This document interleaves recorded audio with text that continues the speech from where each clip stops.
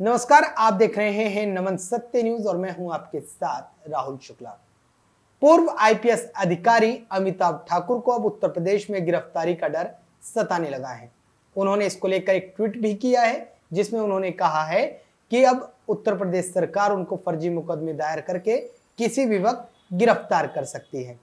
उन्होंने ट्वीट में बहुत कुछ कहा है, मैं आपको उसके बारे में बताऊंगा, लेकिन उससे पहले आपको यह बता देता हूं कि दरअसल ये पूरा मामला कहां से शुरू हुआ और ये ट्वीट आखिरकार अमिताभ ठाकुर को क्यों करना पड़ा और उनको ऐसा क्यों लगता है कि उनकी अब गिरफ्तारी उत्तर प्रदेश में कर ली जाएगी।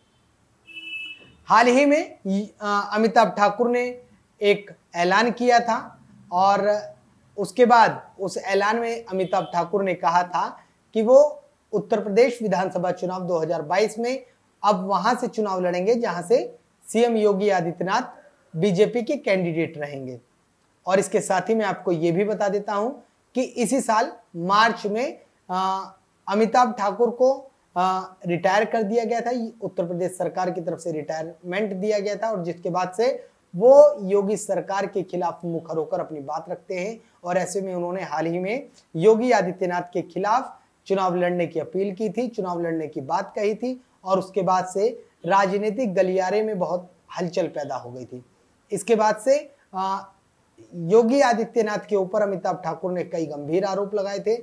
ऐलान करने के बाद उन्होंने जसवीर सिंह आईपीएस का भी जिक्र किया था। उन्होंने कहा था कि योगी आदित्यनाथ की जो नीतियां हैं वो बेहद गलत है और वो उनकी ठोको नीतियां किसी भी तरीके से सही नहीं है।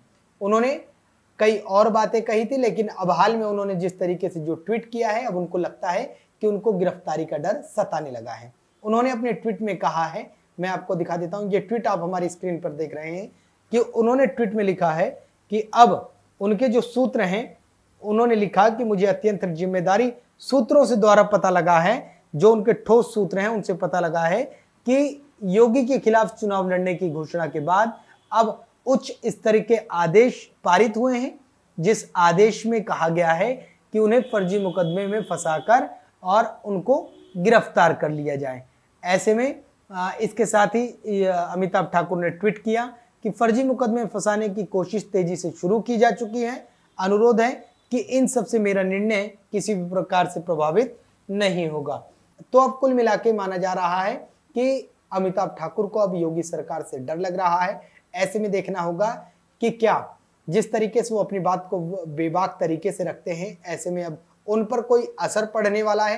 क्या वो अपने इस तरीके के जो बयान देते हैं, जो आप बिल्कुल मुखर होकर बोलते हैं, क्या अब उनके इस बयानों पर विराम लगने वाला है?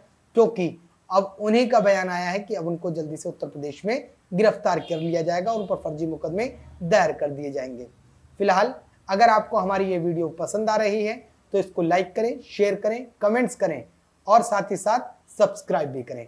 इसके अलावा हमारी अपनी वेबसाइट है www.namansatya.com, आप उस पर भी विजिट कर सकते हैं और उसके साथ ही आप देश और दुनिया की तमाम छोटी बड़ी खबरें आप हमारी वेबसाइट से भी पढ़ सकते हैं। फिलहाल दीजिए इजाजत, अगले फिर किसी मुद्दे पर आपके बीच मौजूद होंगे। धन्यवाद।